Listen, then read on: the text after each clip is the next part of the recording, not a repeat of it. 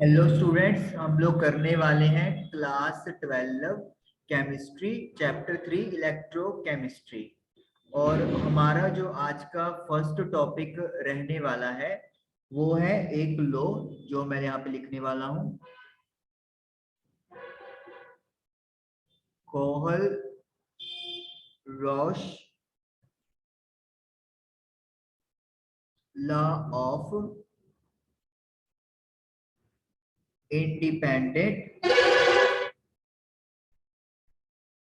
Migration of ions. हम लोगों ने स्ट्रॉन्ग और वीक इलेक्ट्रोलाइट्स की कंडक्टिविटी और मोलर कंडक्टिविटी की बात की थी, तो उसी के रिलेटेड एक हमारे पास यहाँ पे लॉ बनाया गया है। इस लॉ के मतलब जो आपको स्टेटमेंट है वो क्या चीज है, limiting molar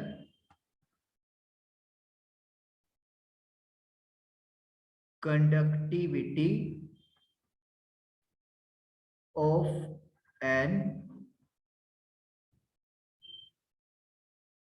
electrolyte is the sum of individual limiting molar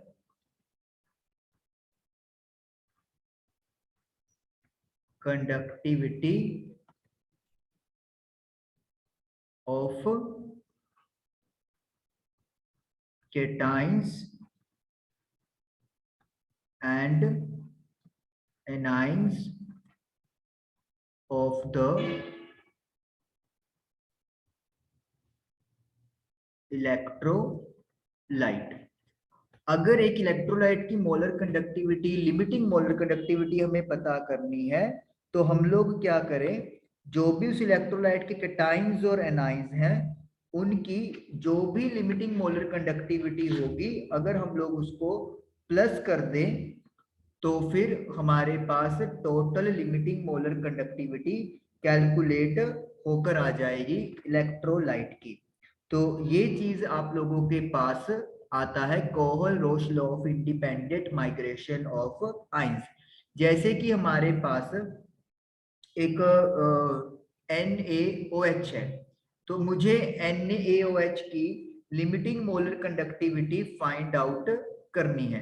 तो अगर मुझे लिमिटिंग मोलर कंडक्टिविटी सोडियम के आयंस की पता है और OH नेगेटिव आयंस की लिमिटिंग मोलर कंडक्टिविटी पता है, तो इनको प्लस करके मेरे पास NaOH की लिमिटिंग मोलर कंडक्टिविटी आ जाएगी। इस क्वेश्चन में या इस मतलब लॉ में एक थोड़ी सी बात और आपको याद रखनी है। सपोज करो मैंने लिमिटिंग मोलर कंडक्टिविटी पता करनी है कैल्शियम क्लोराइड की, CaCl2 की। तो यहाँ पे क्या है, एक तो आपके पास क्या आएगा, calcium that is Ca2 positive, और एक आपके पास है क्लोरीन जो आइन एनाइन है, इधर नेगेटिव चार्ज है।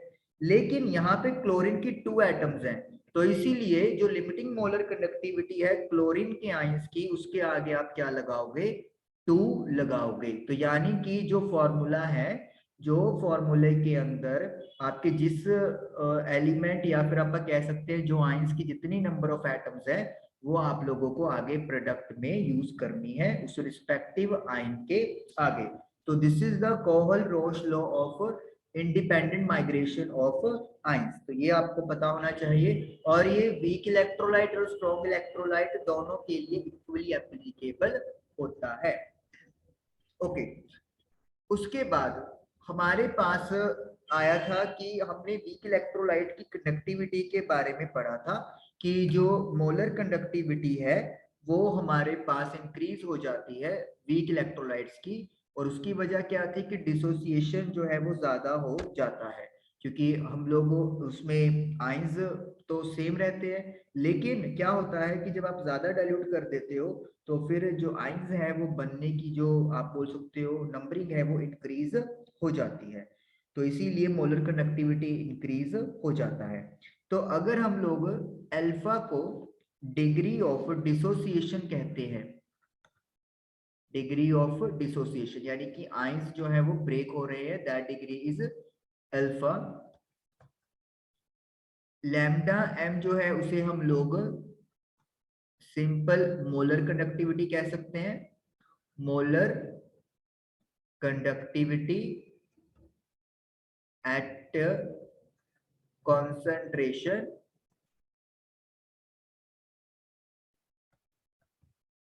से सी।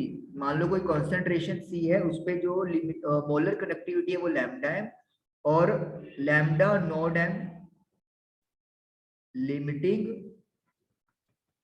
मोलर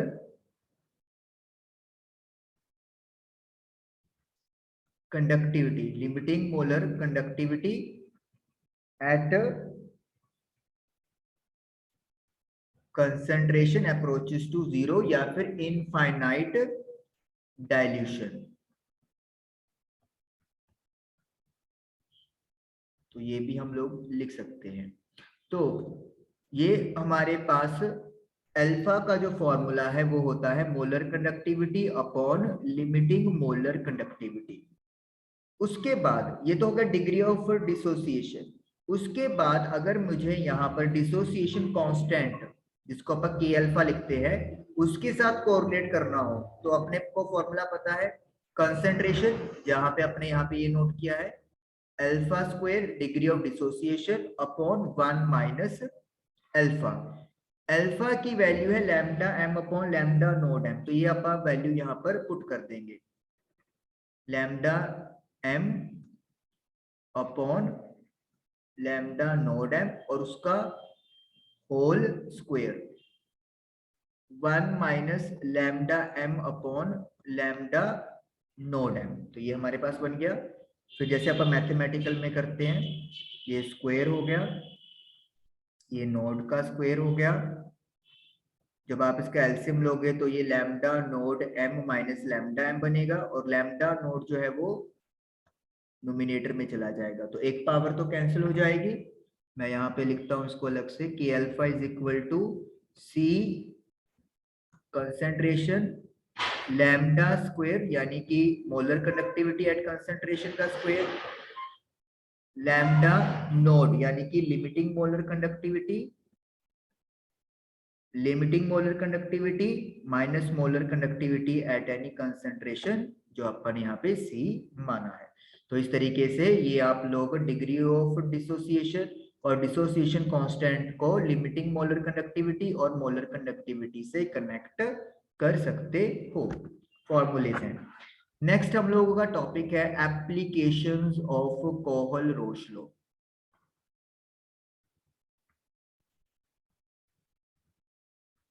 तो कोहल-रोश लॉ की क्या एप्लीकेशंस है उनकी बात करेंगे। तो फर्स्ट ऑफ ऑल तो यही हो गया है आपके पास कि अगर हमारे पास इंडिविजुअल आइंस की लिमिटिंग मोलर कंडक्टिविटी है, इंडिविजुअल्स आइंस की इफ इंडिविजुअल्स आइन, थोड़ा सा, if we know limiting molar conductivity of individual ions of an electrolyte, we can calculate limiting molar conductivity of an electrolyte. तो पहली एप्लीकेशन तो जो भी हमने डिस्कस की कि आइंस की पता है, तो हम लोग इलेक्ट्रोलाइट की कैलकुलेट कर सकते हैं। सेकंड, अभी जो हमने डिस्कस किया वीक इलेक्ट्रोलाइट के लिए, we can find dissociation constant of weak electrolyte if we know limiting molar conductivity and molar conductivity at a given concentration C। यानी कि अगर हमें मोलर कंडक्टिविटी और लिमिटिंग मोलर कंडक्टिविटी पता है तो वीक इलेक्ट्रोलाइट का डिसोसिएशन कांस्टेंट हम लोग फाइंड कर सकते हैं। तो ये दो एप्लीकेशंस हैं जो आपकी बुक में गिवन है। तो आई होप कि आपको कोहोल-श्रो मतलब क्लियर हो गया होगा। जो फॉर्मूले हैं अल्फा और के अल्फा के वो भी क्लियर हुए होंगे और एप्लीकेशंस ऑफ कोहोल-श्रो भी क्लियर हुआ होगा। Thank you for watching the video.